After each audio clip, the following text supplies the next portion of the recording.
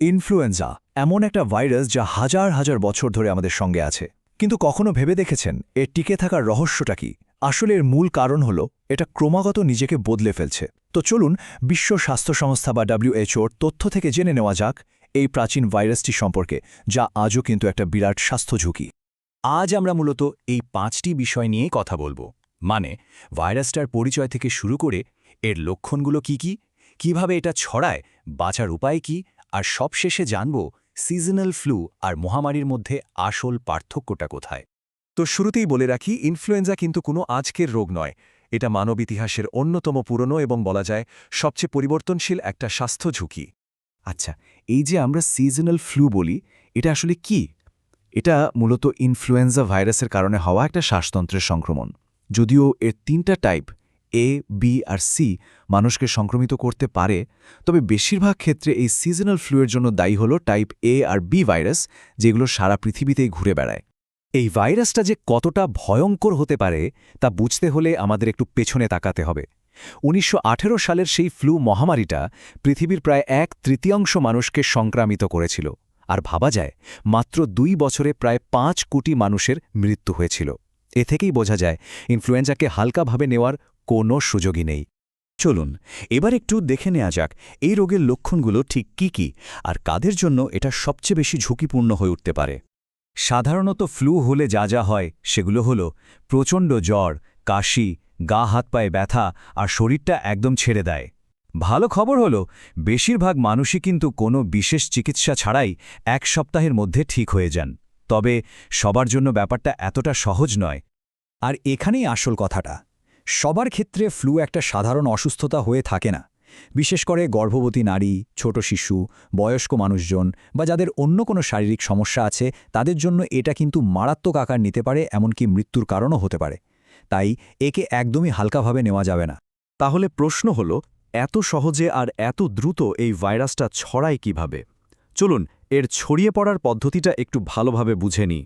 এর সংক্রমণ প্রক্রিয়াটা কিন্তু খুবই সহজ আর দ্রুত। ধরুন একজন ফ্লু আক্রান্ত মানুষ কাশল বা হাঁচি দিল, তখন ভাইরাস মেশানো অসংখ্য ছোট ছোট জলকণা বা ড্রপলেটস বাতাসে ছড়িয়ে পড়ে। এবার আশেপাশের কেউ যদি নিঃশ্বাসের সাথে সেটা শরীরের ভেতর নেয়, অথবা ভাইরাস লেগে থাকা কোনো কিছুতে হাত দেওয়ার পর সেই হাত না ধুয়ে নাকে বা মুখে দেয়, তাহলেই সে সংক্রামিত হয়ে যেতে পারে। আর এই কারণেই ভিড়ের জায়গাগুলোতে এটা এত তাড়াতাড়ি ছড়িয়ে পড়ে। যখন সংক্রমণ এত সহজ, তখন এর বিরুদ্ধে আমরা লড়ব কিভাবে? চলুন দেখি একে প্রতিরোধ করার আর সঠিক চিকিৎসার উপায়গুলো কি। যদি ফ্লু হয়েই যায়, তাহলে সবচেয়ে জরুরি হলো প্রচুর পরিমাণে পানি পান করা আর পুরোপুরি বিশ্রাম নেওয়া। কিছু ক্ষেত্রে ডাক্তাররা অ্যান্টিভাইরাল ওষুধ দিতে পারেন, যা শরীরে ভাইরাসের সংখ্যা বাড়তে দেয় না।